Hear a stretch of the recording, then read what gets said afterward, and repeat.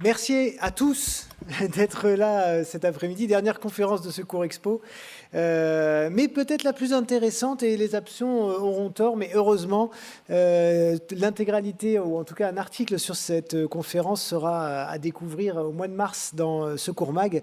En fait, toutes les conférences vont être résumées dans de petits articles, ce qui va permettre à tous ceux qui n'étaient pas là de pouvoir en saisir la substantifique moelle, comme on dit. Alors, surtout, je vous vois avec des téléphones, n'hésitez pas à tweeter, Instagrammer, périscoper, Facebook liver, je ne sais pas comment on peut dire, mais enfin voilà, surtout n'hésitez pas.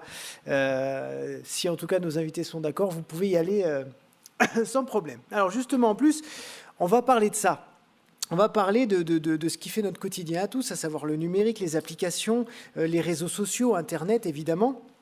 Puisqu'on l'a bien vu au moment des attentats du 13 novembre, Twitter et Facebook notamment ont été une grosse caisse de résonance, notamment pour passer l'alerte et pour lancer des initiatives un peu improvisées comme le hashtag portes ouvertes.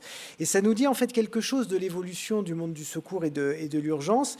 C'est que de plus en plus de citoyens et d'entreprises privées aussi se mettent en fait à créer des outils qui permettent soit de passer l'alerte, soit de faire un massage cardiaque, soit de faire autre chose, enfin, d'avoir des informations précises sur l'urgence ou sur les gestes qui sauvent, grâce à son smartphone, entre autres. Donc on va se demander en fait si c'est une bonne chose finalement de laisser des entreprises privées aller sur ce terrain-là, qu'elles soient impliquées dans la conception d'une communication de crise qui devrait être prise en charge par l'État ou par des acteurs publics en tout cas. D'ailleurs pour certains c'est à l'État de prendre cette question en main et d'être moteur, et pour d'autres en fait eh ben, on peut se dire que tout ce qui est privé, tout ce qui est initiative, que ce soit des citoyens ou des entreprises, est bon, tout est bon à prendre, tant qu'au cœur de tout ça, il y a l'homme et la victime en règle générale. Donc on va en parler avec mes deux invités du soir. Christophe Varenne, je vais de gauche à droite, Christophe Varenne qui est directeur associé de Nitidis, qui est une société spécialiste de la communication sensible et de la gestion de crise. Et entre 2011 et 2015, vous avez été successivement chef du bureau opération et préparation opérationnelle, puis directeur de la formation auprès de la brigade des sapeurs-pompiers de Paris, donc parfaitement qualifié pour nous parler de l'urgence.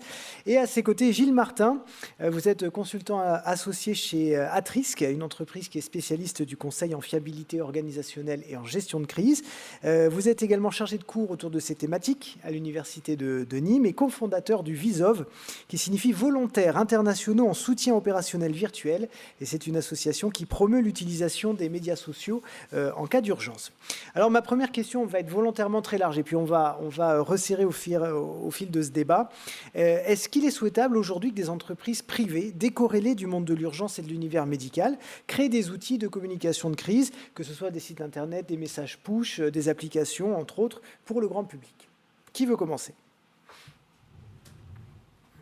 Est-ce qu'il est, pardon, j'ai pas entendu le... Est-ce qu'il est souhaitable? Est-ce qu'il est souhaitable que des entreprises privées aillent sur le terrain d'outils de prévention, d'alerte, de massage cardiaque, de gestes qui sauvent?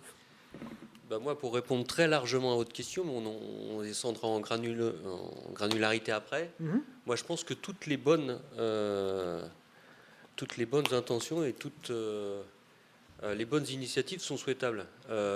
Si on n'avait pas eu Henri Dunant à la bataille de Solferino, on n'aurait pas eu la Croix-Rouge, et ça, c'était bien une initiative privée.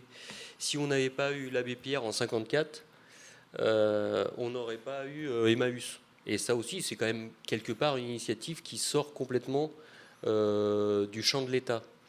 Donc dans ce cadre-là, ma première réponse, et je vais laisser la parole peut-être à mon camarade, c'est de dire oui, toutes les initiatives sont bonnes. Après, il faut voir dans quel cadre elles se font.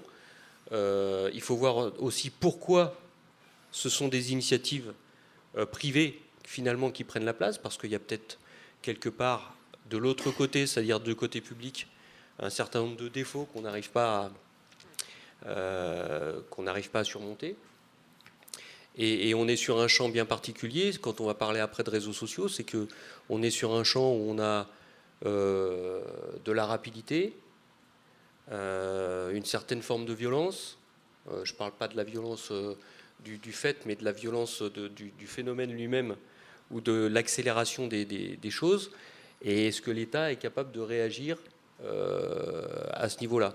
Donc il Il y a d'autres exemples. Vous avez parlé du hashtag portes ouvertes. Le soir du 13 novembre, Facebook a sorti son safety check. Oui. C'était quelque chose qu'ils avaient anticipé déjà depuis un certain nombre de mois. Et ça a été quand même, pour le citoyen, un outil formidable de gestion de crise au niveau du citoyen. Donc, et ça, on peut se poser la question, est-ce que l'État aurait pu le faire ou est-ce que l'État y aurait même pensé ? Moi, je ne crois pas. Voilà. Donc oui, c'est souhaitable. Sous certaines conditions, on va y revenir. Oui, on va y revenir. Gilles Martin. Alors, est-il souhaitable ? Je pense que même que la question ne se pose pas dans ces termes-là. Mais non, c'est comment faire avec. Oui. C'est un état de fait. On part d'une communication top-down des années 80, où accident nucléaire, nuages radioactifs, on nous dit que ça arrive jusqu'à la frontière, que ça s'arrête. Ok, ça part des plus hautes instances gouvernementales, ça traverse tous les filtres, et ça nous arrive une information prémâchée. Voilà. Changement de paradigme, révolution technologique, Internet, les médias sociaux. 2012, le cyclone Sandy, 37 millions de tweets. C'est partout autour de nous. Souhaitable ou pas, je ne sais pas. Je ne suis pas Madame Irma, je ne pourrais pas me projeter dans le futur. Ce qui est sûr, c'est que dans le quotidien, le changement de paradigme a complètement déstructuré notre communication de crise. D'une communication top-down, on a une communication bottom-up. Les gens ont plein de choses à dire. Les premiers capteurs d'une situation, c'est les gens qui la vivent. La première personne qui sait qu'il y a une inondation, c'est celle qui a les pieds dans l'eau, qui va prendre la photo, la mettre sur Twitter ou Facebook. Autre chose, maintenant, les gens ont des questionnements, ils veulent qu'on les écoute, ils veulent qu'on réponde à leurs questions. Et troisième chose, on a une nouvelle dimension dans la communication, c'est qu'on a une transversalité. C'est-à-dire que sur mon téléphone, la dépêche de Place Beauvau hier pour l'attentat du Louvre arrive au même niveau que le tweet de Madame Michu, qui elle aussi détient l'information. Donc on a une déhiérarchisation complète de l'information. Et on a un amalgame de plein de choses qui fait que si on n'y est pas, on a perdu.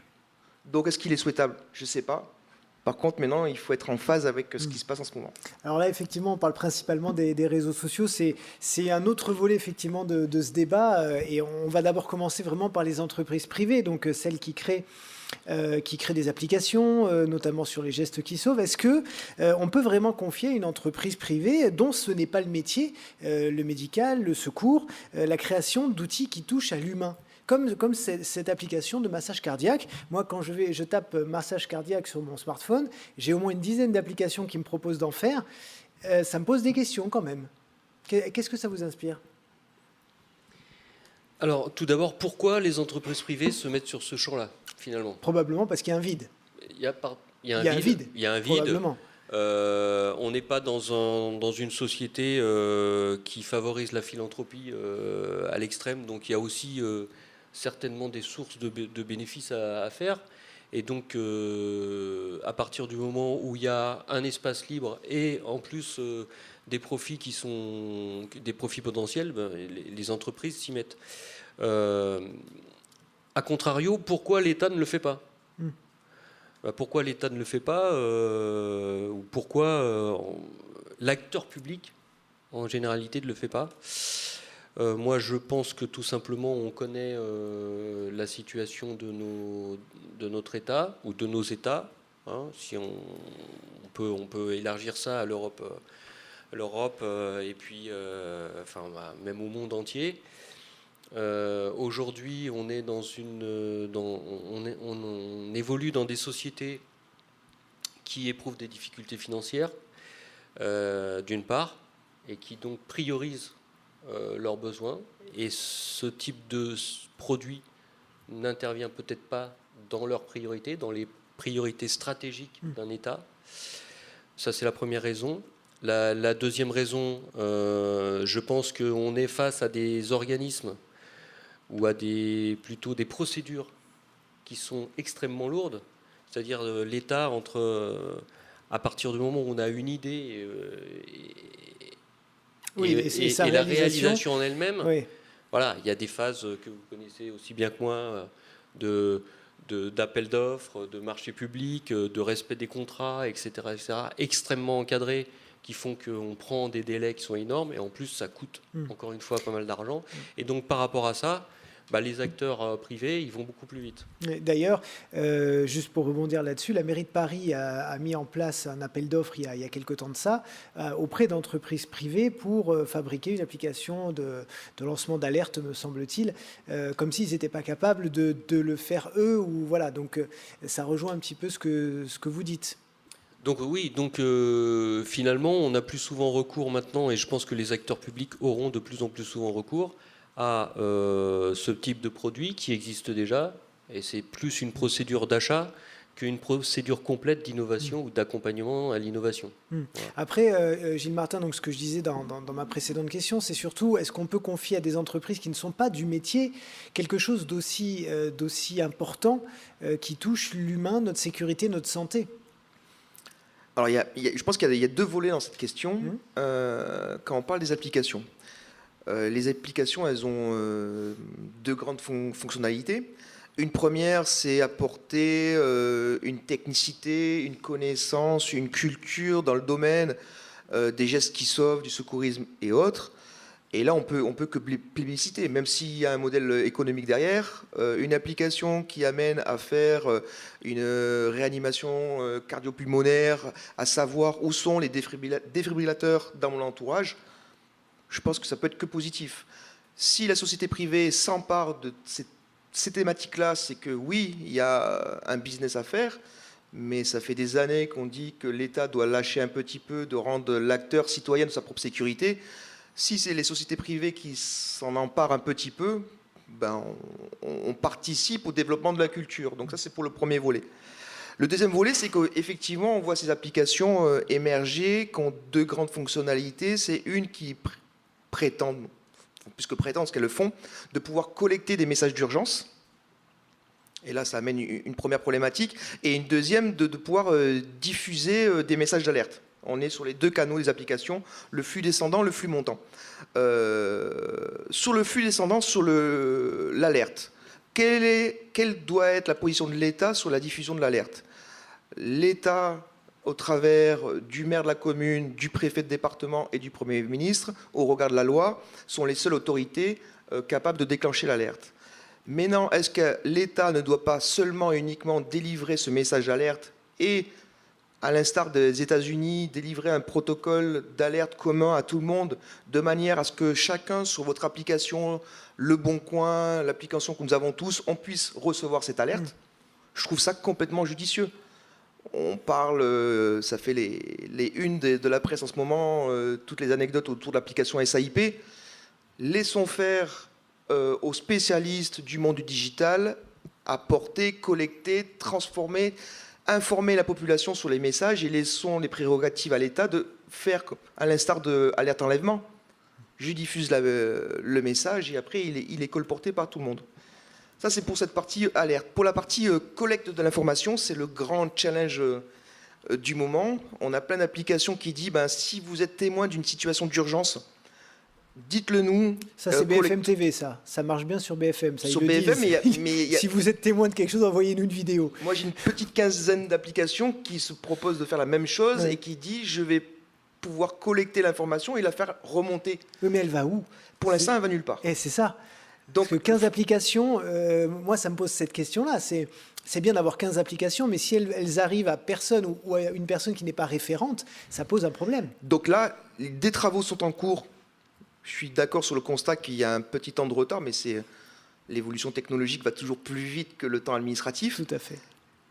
À l'instar de créer un protocole d'alerte commun pour diffuser l'information, il va falloir créer un protocole d'alerte commun de remontée d'informations pour dire les sociétés privées qui créent des applicatifs pour collecter ce type d'informations, mais vous l'avez tous dans vos voitures, vous avez des petits warnings que vous pouvez déclencher dans votre voiture, de savoir quel est le modèle à mettre en place et comment on va devoir collecter, parce qu'actuellement, effectivement, je ne suis pas persuadé que lorsqu'on déclenche une situation d'urgence sur une appli, ça arrive quelque part. Et il y a une autre question, c'est ce que je disais tout à l'heure sur les applis de réanimation cardio-pulmonaire. Là, quand on tape sur Google Play, par exemple, il y en a au moins 5 ou 6. Mais moi, qui suis consommateur lambda, comment je sais laquelle est adoubée par un médecin? Comment elle a été développée? Est-ce que je ne vais pas faire une connerie si je prends celle-ci plutôt que celle-là? Et ça pose un problème dans le sens où on ne sait pas quelle entreprise privée a travaillé avec quel médecin. Alors c'est pour ça, moi c'est pour cela que le deuxième volet du débat, c'est de dire quel accompagnement, quel mode de collaboration on met en place entre justement ces systèmes, ces entreprises, les organisations qui sont derrière et l'État. Aujourd'hui, on est bien placé ici pour le savoir, Secours Expo, on a des organismes agréés de sécurité civile. Donc pourquoi ne pas étendre ce type d'agrément sur des outils? On sait que, mais ça, vous pourrez en parler mieux que moi, par exemple Vissov a déjà passé des agréments ou des partenariats, je crois, avec des SDIS, ministère de l'Intérieur, etc. Donc ça légitime leur action. Ça leur permet, je m'avance sur votre sujet, mais ça légitime leur action, ça leur permet aussi d'avoir accès à un certain nombre d'informations et puis de collaborer. Mais je voulais revenir aussi sur une chose dont on a parlé avant, en termes de, au départ, quand on crée un produit digital, on répond à un besoin, et le besoin, il n'est pas forcément identifié au niveau de l'État. Il peut être identifié au niveau de l'individu. J'ai vu, pas plus tard qu'hier, il y avait un sujet sur le premier applicatif de copiétonnage. Voilà. Alors qu'est-ce que c'est que le copiétonnage? C'est le fait de choisir, on se déplace d'un endroit à un autre, on fait un trajet en métro, etc. Et on n'est pas très rassuré parce que c'est des endroits qui craignent, etc. Et donc on peut se mettre en rapport avec quelqu'un qui va faire le trajet à pied, parce qu'à deux, on est plus fort que tout seul. Ça, c'est de la gestion de crise au niveau personnel. Et c'est une initiative individuelle. Alors ça s'appelle moncompagnon.fr ou je ne sais plus quoi. Et donc, c'est bien la preuve qu'à la base, ce n'est pas l'État qui aurait pensé. Pourtant, l'État a bien identifié un problème de violence dans les transports publics. Voilà. Avec 14% d'augmentation, je crois, d'actes de violence dans les transports publics parisiens en 2016. Gilles Martin. Juste un petit constat, c'est là on parle de technologie. Le temps technologique n'est pas donné par l'État, malheureusement pour eux. Il arrive les voitures électriques, ça crée des nouveaux risques. Ils adaptent leur mode d'intervention à ce nouveau risque, etc. etc. Là, les choses depuis 2005 ont explosé d'une façon exponentielle en termes d'avancées technologiques. Donc, ils font face non pas à des nouveaux risques, mais à des nouveaux comportements socioculturels. Demain, ça va être ce qu'on commence à voir, le déclenchement de signal, de messages d'urgence ou de demandes de secours sur Facebook et Twitter. Et ils font en sorte de rattraper le retard le mieux qu'ils peuvent avec les moyens qu'ils ont. Donc, on aura toujours ce petit delta pour adapter un mode de fonctionnement administratif. C'est une vieille dame, la République française, à cette évolution technologique qui va beaucoup plus vite. Il y a un autre problème que j'ai identifié, c'est qu'une entreprise privée forcément doit faire de l'argent, doit être rentable, et donc ce qui peut être un peu embêtant, c'est qu'elle associe cette rentabilité au secours, à l'aide à la personne, et donc elle soit dans la surenchère. Je reviens sur mon exemple de massage cardio-pulmonaire. Il peut y avoir des pop-up, plein de pubs, etc. Machin. Bon, ça, très bien, mais est-ce qu'il n'y a pas un risque du coup, en se disant, tiens, moi je suis une entreprise, il y a peut-être un filon à prendre, j'y vais, j'ai pas toutes les garanties médicales derrière, je suis pas du tout du secours, ni de l'urgence, ni même de la prévention, mais j'y vais quand même. Est-ce que ça, c'est pas quand même quelque chose qui est dangereux, d'associer la rentabilité à quelque chose de médical et qui touche à l'homme? Oui, oui, c'est dangereux. Maintenant, est-ce qu'on a les moyens de s'en prémunir? Aujourd'hui, avec le développement, comme on l'a rappelé, le développement technologique, le fait qu'il est très facile de développer une application, etc., que ce soit dans le domaine de la santé, mais comme dans d'autres milieux, qu'ils soient financiers ou autres, on a ce même type de soucis. Donc il faut faire avec. Donc, pour l'instant, je pense, oui, qu'il faut faire avec. Et encore une fois, la solution passe par une collaboration, par une étiquette, une caution qui est apportée peut-être par les pouvoirs publics. Et il y a autre chose. Pardon. Il y a autre chose qui est important. On a parlé des systèmes d'alerte, des demandes de secours par Twitter, enfin, pour tous les réseaux sociaux, des boutons automatiques dans les voitures qui vous déclenchent les secours, etc. Ce qu'il faut savoir, c'est que les constructeurs automobiles, par exemple, qui construisent ce type ou qui proposent ce type de service dans les autos, ont développé ça tout seuls. Ils l'ont développé très bien, mais il faut simplement s'assurer qu'il y a une bonne compatibilité avec la réception des appels de secours qui sont derrière. Au départ, quand ils ont sorti ça, ce système-là, entre autres, dans les centres d'appel de SDIS, il n'y avait pas de compatibilité. Et donc, ça ne répond pas du tout aux procédures qui sont en place dans les centres d'appel.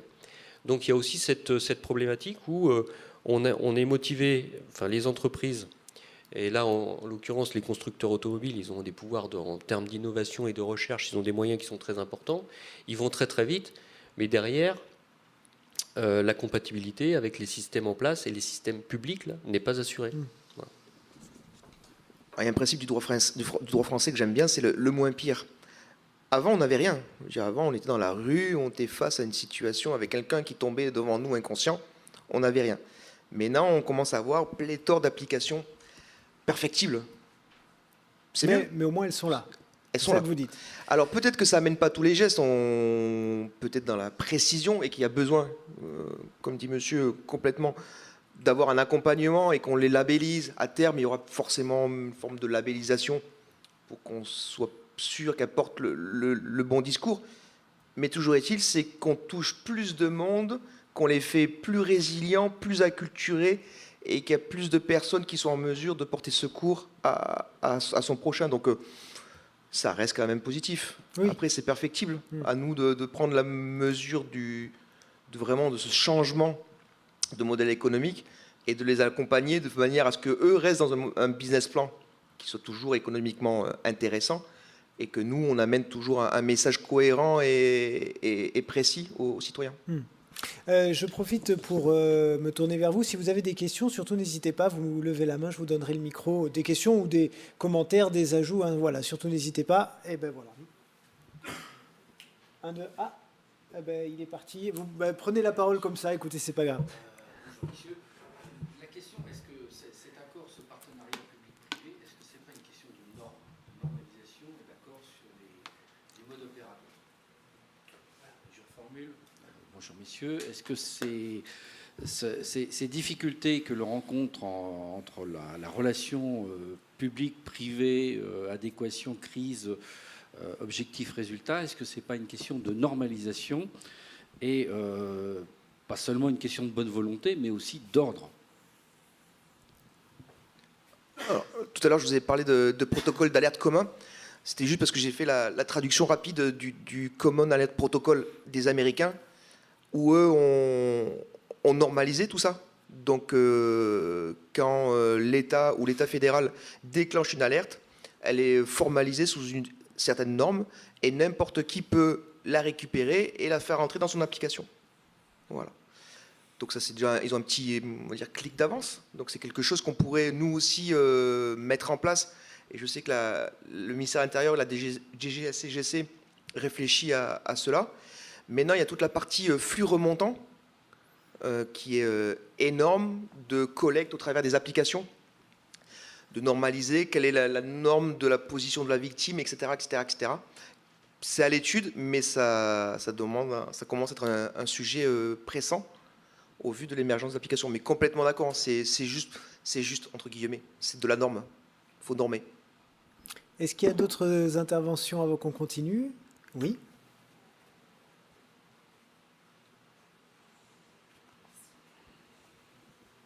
C'est une remarque, plus une question. Donc Gilles Martin, vous disiez que vous avez rappelé que l'État a souhaité que le citoyen soit acteur. Et moi, je suis assez épatée de voir... j'ai l'impression que l'État ne parvient pas à faire confiance aux citoyens. Donc il se passe des choses. Alors, Visa, c'est peut-être le premier exemple où enfin l'État a accepté effectivement de reconnaître que des citoyens font des choses bien et le prendre en compte. Vous parliez de... est-ce que c'est pas dangereux d'associer la rentabilité à ce qui est médical? Donc moi, je faisais le lien avec le social. Tout ce qui est maintien à domicile, ou enfin tout un tas de choses. Aujourd'hui, vous connaissez tous la French Tech, il y a aussi la French Social Innovation. Il y a une énorme sphère et on appelle ça le social good. Ils ont tous des business, des modèles économiques qui sont très intéressants et qui sont pas du tout, qui sont soit sur la responsabilité sociale environnementale ou d'autres choses, mais à chaque fois c'est vraiment, alors, excusez-moi, je ne sais pas comment traduire, mais pour faire le bien. Donc je pense que l'État a souhaité que le citoyen soit acteur et le responsabiliser, et on est encore un peu dans une logique de défiance au lieu de faire confiance. Donc je n'arrive pas à comprendre pourquoi il ne prend pas ce qui existe, ce qui est déjà là en fait. Donc voilà, c'était une remarque. Peut-être qu'elle vous inspire cette remarque? Moi, je partage cette remarque. Oui, l'État... Enfin, il n'y a pas que l'État, finalement. On a l'impression aujourd'hui que les réseaux sociaux, ils font partie de notre vie depuis 30 ans. Mais en fait, les réseaux sociaux, voilà, l'émergence des MSGU, c'est 2012. Ça a 5 ans. Les médias sociaux en gestion d'urgence, ça a 5 ans. Donc, et effectivement, à l'échelle d'un État et à l'échelle d'une administration, quelle qu'elle soit, on est toujours très frileux. Les premiers à communiquer, à créer des profils Facebook pour au niveau des ministères, la défense, etc., pour l'avoir suivi à ce moment-là, on a créé le profil Facebook Défense. C'était juste pour parler aux jeunes, et c'était en 2008-2009. Aujourd'hui, tous les ministères ont un profil Facebook, ont un Twitter, etc. Donc on se familiarise petit à petit, et puis on apprend aussi à en découvrir le potentiel. Et malheureusement, comme à chaque fois on a un accident, une réaction, une émotion, etc., il a fallu attendre la première trace de participation des réseaux sociaux à une crise. Je pense que c'est où on a une vraie trace, c'est Brétigny, l'accident de Brétigny, parce qu'il y a eu un vrai rétexte de fait dessus. L'accident ferroviaire de Brétigny, où on a eu pour la première fois des gens qui non seulement apportaient un témoignage sur ce qu'ils voyaient, mais aussi donnaient des conseils. Ne prenez pas telle voie de circulation, etc. Et petit à petit, c'est monté, ce système-là monte, et on a vu avec un autre tournant important, à mon sens, c'est le 13 novembre. Pourquoi ? Parce que le 13 novembre, on a vraiment cette capacité avec les réseaux sociaux, alors que tous les réseaux téléphoniques les réseaux portables sont inopérants, etc. Bon, déjà, le fait pour un père de famille, une mère de famille, de savoir que son fils qui est dans ce quartier-là est en sécurité grâce au safety check de Facebook. Enfin, personnellement, je l'ai expérimenté ce soir-là. C'était génial. Dans la foulée, le hashtag portes ouvertes, où on a encore une initiative citoyenne qui participe réellement à la gestion de la crise. Voilà. Donc petit à petit, avec ces événements-là, on voit que c'est en train de tomber. La glace est en train de tomber. La peur ou la méfiance plutôt des pouvoirs publics à l'égard des réseaux sociaux est en train de tomber. Voilà. Et donc je pense que dans les années à venir, maintenant on n'en est pas encore au stade de la normalisation ou de l'agrément, etc. Mais on va y venir. Je pense que c'est incontournable. De la même façon, encore une fois, que pour les organismes qui contribuent à la gestion de crise et qui ne sont pas des organismes de l'État, et au premier rang desquels les organismes agréés de sécurité civile, etc., on est passé par ce biais-là. Donc, à mon sens, ce n'est qu'une question alors peut-être de mois, d'années, je ne sais pas. Et je rebondis sur ce que vous avez dit. Je salue aussi le fait que Vsov, ce soit la première fois qu'on a ce type d'association. Alors je suis pas dans Vsov et je suis pas commercial de Vsov ni rien du tout, mais bien sûr j'ai suivi l'aventure et je trouve que c'est une bonne chose. Le fait que Vsov ait été reçu, c'était juillet dernier au ministère de l'Intérieur, où voilà, le partenariat, etc. C'est une avancée qui est importante et qui est nécessaire. Nécessaire parce que ça participe vraiment à la gestion de crise. Et que cette collaboration, c'est du gagnant-gagnant. Voilà. À la fois et je dirais c'est plus encore gagnant pour l'État dans les remontées d'informations. Parce qu'il y a une chose qui est très pénalisante dans les réseaux sociaux, c'est la discrimination de l'information remontante. Qu'est-ce qui est vrai, qu'est-ce qui est faux, et quelle synthèse on en fait. Et dans tous les centres opérationnels, la problématique principale, c'est la synthèse de l'information. Or, je pense, alors là, Gilles, il pourra peut-être en dire plus, je pense que une action telle que Vsov, justement, ce qu'elle apporte vraiment à la gestion de crise, c'est sa capacité à synthétiser une information de terrain, ou synthétiser un certain nombre d'informations de terrain. Voilà. Complètement, oui, complètement. Juste pour compléter, pour faire un peu un état des lieux, pourquoi cette difficulté à venir utiliser, capter la parole citoyenne au travers des médias sociaux qui sont vraiment là pour l'amener sur un plateau d'argent? C'est qu'effectivement, c'est pas si simple que ça. C'est qu'on peut définir 4 grands stades de l'évolution dans ce domaine. On part du stade qu'on avait avant, on va dire, 2012-2010 en France, qui est le déni. Les médias sociaux n'existent pas, ou s'ils existent, c'est quelque chose pour des adolescents et qu'il n'y a aucun intérêt. Donc là, les institutions n'y étaient pas du tout. Après, tout doucement, on arrive sur une phase d'acceptation. Tiens, oui, ils font partie de mon écosystème, ils sont là, dans mon univers de communication. Et je me mets à les veiller. C'est intéressant parce que, par exemple, je vais pouvoir détecter les apéros Facebook. C'était là cette première phase. On est 2010-2012. On s'aperçoit que c'est un moyen de sentir un peu le pouls médiatique. L'étape d'après, l'étape de l'information. Tiens, c'est un moyen de communiquer très largement et en plus gratuitement. Je vais l'utiliser comme étant un outil de com à part entière et je vais commencer à faire ma com institutionnelle dessus. Troisième étape. Et là, on a vu arriver le SIG, le service d'information du gouvernement, qui a demandé à toutes les préfectures d'avoir un compte Twitter depuis le 1er janvier 2015. C'est un changement complet. Ça ne veut pas dire qu'ils l'utilisent, hein, mais ils l'ont. Les choses, il faut qu'ils aillent step après step.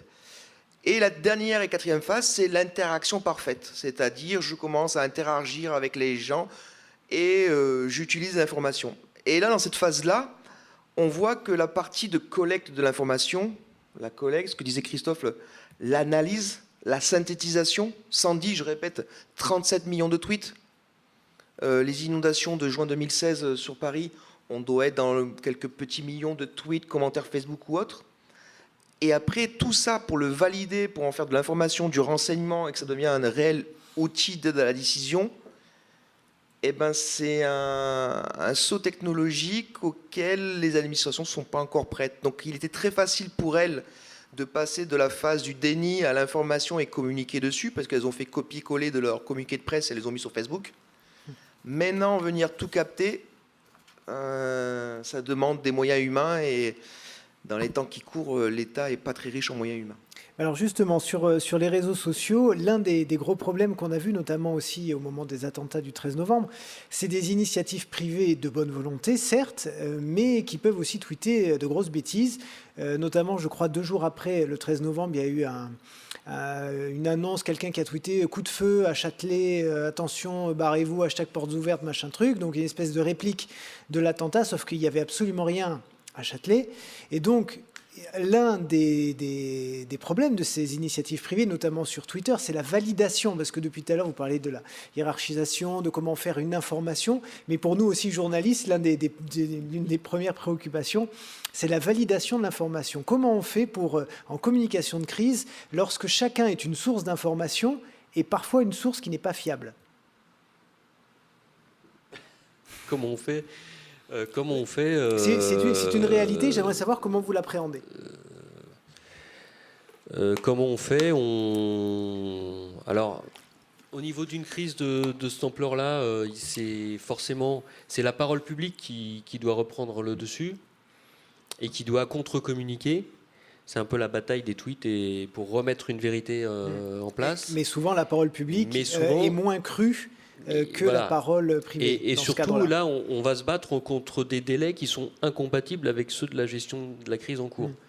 De la même façon, et vous l'avez dernièrement, il y a un mois à peu près, il y a eu une crise chez New Balance de ce type-là. Ça n'a rien à voir, mais c'est de la crise commerciale. Il y a un journaliste qui a fait état d'un entretien avec un responsable de New Balance. Et soi-disant, ce responsable dont le nom n'était pas cité, disait maintenant que Trump est élu, les affaires vont aller beaucoup mieux. Et dans la foulée, il y a eu je ne sais plus combien de milliers de tweets où des consommateurs foutaient leur New Balance à la poubelle. Donc ça a obligé la direction de New Balance à reprendre la main sur toute une communication qu'elle n'avait pas anticipée. Pour réaffirmer ses valeurs fondamentales, les valeurs de la marque, etc., etc. Mais tout ça, ça a pris 48 heures. Voilà. Donc on voit bien, et ce serait le même... donc par rapport à des tweets véhiculant une fausse information, c'est vrai que déjà, il faut avoir la capacité de le détecter rapidement, et puis en plus, et ensuite d'y répondre. Et souvent, ça prend énormément de délai et c'est incompatible avec la crise qui est en cours. Donc c'est vrai que là, on est un petit peu démunis, mais c'est aussi le travers des réseaux sociaux. Oui, c'est-à-dire que là, on touche à la limite de ces initiatives privées et personnelles, du coup. La mécanique de la rumeur, c'est mon dada. Je vous invite à suivre les travaux d'un scientifique, d'un chercheur sur ce sujet, Nicolas van der Beest, un Belge, qui a justement décortiqué quelle était la cinétique et la mécanique de ces rumeurs. En se basant sur 3 événements qu'on a suivis de près aussi à Visov, le Bataclan, l'attentat de Nice et le mouvement de panique de Juan-les-Pins, on s'aperçoit que quoi? On s'aperçoit que l'origine de la rumeur, elle n'est pas majoritairement issue des réseaux sociaux. D'accord. Exemple, qui a annoncé la mort de Martin Bouygues? L'AFP. Qui a sorti la seule photo fake pour l'accident de Brétigny? C'est un organe de presse. C'est Actu Orléans. Parce que c'est Visov qui l'avait trouvé.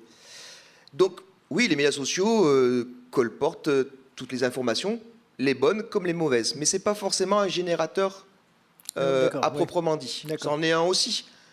Pas plus qu'un autre organe de presse. Ceux qui ont la tête du classement, ça reste quand même les chaînes d'information continues. Oui. Voilà.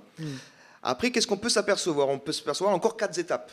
Un événement arrive, Bataclan, du factuel, de suite beaucoup de tweets, il se passe ça. Derrière, on est de l'ordre de quelques minutes, c'est le premier cercle autour des émetteurs qui vont reformuler l'événement. En reformulant, ils vont forcément amener un petit biais qui va commencer à le détourner du purement factuel. Et après, on arrive sur la dizaine de minutes où on commence à avoir les premiers questionnements. Que s'est-il passé? Ça continue encore? Combien il y a de morts? Et en termes de com, à partir du moment où des gens sont dans le questionnement, qu'ils n'ont pas de réponse immédiate de l'État, parce qu'on est dans l'ordre de la minute et l'État communique encore avec une unité de temps qui est de l'heure, les gens vont apporter les propres réponses à leurs questionnements. Donc à Nice, oui. Qu'est-ce qui se passe? Ça continue encore? Oui. Il y a une prise d'otage à l'hôtel Le Méridien en face. Oui. Il y a une fusillade au Buffalo Grill, etc. etc. Juste au moment que un compte institutionnel ou qui fait preuve de vraiment d'une puissance de parole, amène un élément d'information qui vient tuer la rumeur. Donc qu'est-ce qu'il faut retenir à cela? C'est que si on arrive à être en capacité, ce qui est très compliqué par exemple pour une préfecture, de communiquer dans la minute ou dans la dizaine de minutes, on va mettre fin à ces rumeurs. Sinon, tant qu'on n'arrive pas à contrecarrer, on reste dans cette phase-là de rumeurs qui se génère d'elle-même et qui se nourrit jusqu'à arriver sur du factuel. Mais je suppose que la rumeur, c'est quelque chose que vous connaissez bien en communication de crise, mais c'est vrai qu'elle a changé de forme maintenant. Oui, et puis de toute façon, on se bat à armes inégales, puisque, en fait, dans tous les organismes publics, si on reprend l'exemple d'un Twitter d'une préfecture, le community manager de cette préfecture, lui, il est dans une chaîne hiérarchique, il a il attend la validation, etc., etc. Et donc, il ne peut pas lutter contre le citoyen de base qui est au coin de la rue et qui tweete ce qu'il veut. Voilà. Mais ce qui est vrai, que ce qui va faire taire la rumeur, c'est l'affirmation forte d'une parole qui fait autorité. Alors, on peut légitimement penser que c'est l'autorité publique, mais voilà, il ne faut pas qu'elle soit soumise à caution. Oui, parce Donc, qu'il y a une crédibilité derrière. Il y a aussi un problème aujourd'hui sur les réseaux sociaux, c'est la défiance qu'ont les utilisateurs par rapport à tout ce qui vient de l'officiel. Avec notamment tous ceux qui réinventent les choses, les complotistes, etc. Il y a ça aussi à trier dans cette communication de crise, c'est quand un acteur public et institutionnel prend la parole et que derrière on a des centaines de commentaires ou de citations en disant oui mais c'est pas vrai. Il y a déjà la nature même de l'information. On a parlé tout à l'heure du retard un petit peu des pouvoirs publics dans l'utilisation des réseaux sociaux. Qui est peut-être, je pense, qui est en train de se combler, mais qui, à mon avis, on n'est pas encore arrivé au bon niveau. Je prends un exemple. Le nombre de voitures brûlées dans la nuit du 31 décembre au 1er janvier. Bon, moi, j'étais du côté du centre opérationnel des pompiers de Paris, où on avait nos statistiques. La préfecture de police, elle a ses statistiques. Et là, donc ça m'arrange d'en parler parce que j'étais plus aux affaires, mais le dernier jour de l'an, on nous annonce, 700 voitures brûlées le matin du 1er janvier à 10h, et il y a une correction des statistiques avec 200 ou 300 voitures de plus à 17h. Mais à 17h, l'info, elle est passée, elle n'intéresse plus personne. D'accord, donc tout ce qu'on retient, c'est 700. Voilà. Donc tant qu'on a... Et ça c'était des pratiques qui avaient cours avant les réseaux sociaux. Aujourd'hui qu'on a les réseaux sociaux, on peut plus... Enfin, je pense qu'on peut plus se permettre ce type d'écart. Ce qui compte, c'est... les réseaux sociaux, avant on disait, on a le droit de... Faut pas mentir, mais on peut s'exenter d'une partie de la vérité. Aujourd'hui, c'est plus vrai. Les réseaux sociaux, ils vont dans l'exhaustivité de l'information. Donc les pouvoirs publics, ça les oblige aussi à être de plus en plus précis. Voilà. Et il faut qu'on arrive à ces pratiques-là. Et il faut aussi que l'ensemble des pouvoirs publics, quel que soit leur niveau, préfecture, État, etc., quand ils communiquent, ils ne peuvent pas donner qu'une seule partie de la vérité. Donc je pense qu'aussi on est en train de découvrir ça. Voilà. Une des conséquences fortes que ça a au plus profond de l'administration, c'est que lorsque j'accompagne par exemple une préfecture, il faut que j'arrive à convaincre le préfet de lui dire vous ne validerez plus les premiers messages de votre communication. Vous, garant de la parole de l'État sur votre territoire, ça ne doit pas être facile à entendre, ça, pour un préfet. Peut l'entendre. Ouais. Mais c'est les faits qui les amènent à. Oui. Et après, il y a des moyens techniques. On travaille ensemble pour faire par exemple, des prêts à tweeter. Réfléchissons aux 15 scénarios les plus impactants sur votre territoire.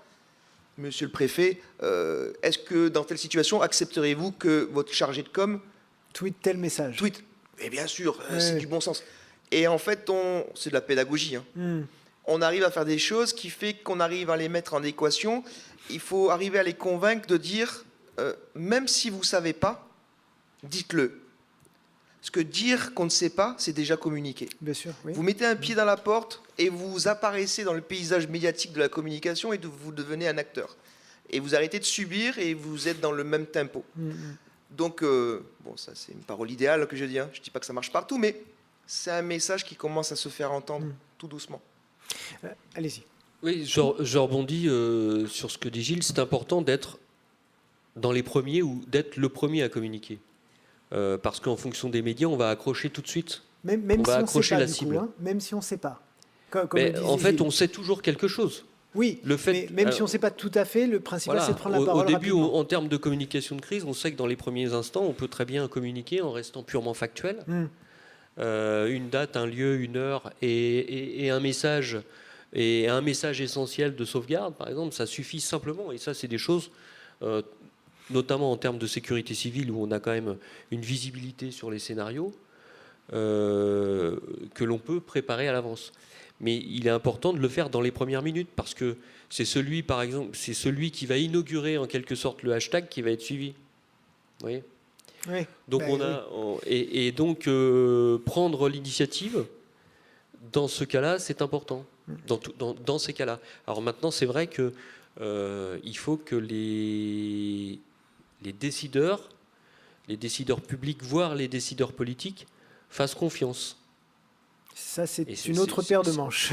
Je prends l'exemple du Louvre, Oui. parce que c'est quelque chose que tout le monde est au courant. Dans les premières minutes, le comte de Place Beauvau a tweeté ceci. Il a tweeté à la place de n'importe autre communiqué de presse ou autre.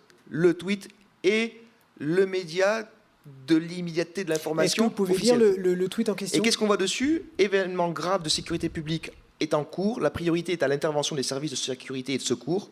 Autres informations sont à venir sur ce compte. Alors, du Ils coup, viennent de ils dire, ils disent pas que c'est un attentat. je ne sais pas. Ils disent pas que c'est une attaque. Je dis que je ne sais pas, Ouais. mais je suis là. C'est ça qu'ils disent. Et du coup, on sait qu'ils sont présents, qu'ils sont au courant, qu'ils sont à l'écoute de moi, de mon angoisse Ouais. de citoyen, de mon questionnement, et qui sont au courant de tout ça. Et ça, c'est une des premières, parce qu'en plus, c'est fait en infographie. C'est-à-dire, c'est fait dans le format qui va bien sur les médias sociaux, où on lit plus le texte, mais c'est une image qui est plutôt bien faite. Il y a juste un petit problème de sémantique sur l'alerte, mais c'est un détail. Donc, voilà, et ça s'est fait dans les minutes. Donc, le community manager de Place Beauvau de ministère de l'Intérieur, c'est pas quelque chose qu'il a fait, c'était déjà dans son tiroir Ouais. prêt à sortir. Donc, on sent que ça y est, c'est le premier. C'est les clics avancent et que tout doucement, on va y arriver. Alors, il y a quand même quelque chose qui est un peu préoccupant pour moi, citoyen. Si on prend l'exemple du Visup, c'est quand même un rassemblement de bénévoles, parce que vous avez un travail à côté qui ont tous la même vocation, bien sûr, c'est mettre les réseaux sociaux un peu au cœur de la prévention, de l'alerte et de l'urgence. Mais moi, ça me pose quand même une question, c'est que même si maintenant vous avez un agrément de l'État, heureusement que vous êtes là d'ailleurs pour lui, moi ça me pose une question, c'est que où est l'État dans la proactivité, puisque du coup, il a fallu que vous vous rassembliez pour que lui dise « Ah tiens, c'est vachement bien en fait ce que vous faites, eh bien on va le faire avec vous ». Eh bien moi, ça me pose quand même un gros problème en tant que citoyen de voir que l'État est tellement à la traîne par rapport à des initiatives comme la vôtre.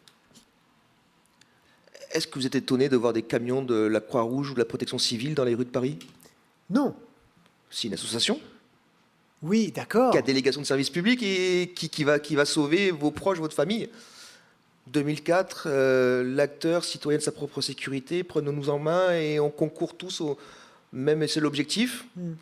Les radioamateurs, la Fédération nationale des radioamateurs de sécurité civile, qui viennent pallier une absence de liaison technique dans les liaisons de l'État et mettre à disposition leurs équipements pour garder de la communication. Donc ça s'est toujours fait en fait. Ce que vous C'est dites, nous, on ça- est le mode 2.0, Ouais. mais on n'a rien inventé. La Croix-Rouge, la Protection civile, le Secours catholique, Ouais. on est dans le même courant. Ouais. Bon, on en parlait un peu tout à l'heure, mais ça pose quand même une question sur la gestion de ces questions par l'État. En fait, bon, premier postulat, l'État ne peut pas être partout, ne peut pas ou ne peut plus tout faire. Deuxième postulat, moi je pense qu'on est quand même dans une société où on n'a pas le droit de décourager les initiatives privées qui sont bonnes. Et des initiatives privées, il y en a tous les jours. Et au contraire, il faut apprendre à les encourager.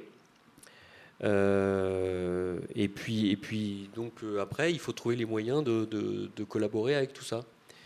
De toute façon, aujourd'hui, si on prend l'exemple de Vissov, ce que fait Vissov, aucun organisme public n'est capable de le faire. Donc voilà, moi je signe sur ce type de collaboration. Il n'y a aucun souci. Et je pense que ça se développera, mais de toute façon, comme l'a dit Gilles, oui, en fait, c'est la Croix-Rouge, c'est ce qui s'est passé avec la Croix-Rouge, mais en version 2.0. Ouais. Donc ce chemin du citoyen et de l'initiative privée a toujours été celui-là, même depuis très longtemps au final. Voilà, et puis on voit même d'autres choses émerger après nous, que l'on porte. On voit les réserves citoyennes de sécurité civile qui ont eu un peu de mal à trouver leur place et leur modèle dans certaines métropoles émerger avec une composante numérique. Nice est en train de travailler fortement à une réserve civile citoyenne de sécurité civile numérique pour faire du Vissov. Parce qu'elle tape dans un vivier d'une tranche d'âge plus basse et qui sont réceptifs plus sur ces sujets-là que sur d'autres. Après, je pense que voilà, Christophe a bien résumé la chose, où le modèle de la sécurité civile française est basé là-dessus, vraiment. Vous avez 275 000 sapeurs-pompiers, les 190 milliers sont des volontaires. Donc on n'est qu'un format, qu'une déclinaison, et après on s'est adapté au temps et à la technologie, on a surfé sur la vague. Est-ce qu'il y a d'autres interventions? On a encore juste quelques minutes à passer encore ensemble. Est-ce qu'il y a des interventions, des remarques, des questions? Non, vous avez été clair comme de l'eau de roche. Alors du coup, on va juste resynthétiser un petit peu par une dernière question tour de table. Donc, quand on dit quelle place pour les initiatives privées dans la communication de crise, on peut dire centrale alors du coup. Indispensable. Quel adjectif on pourrait mettre en réponse à cette question?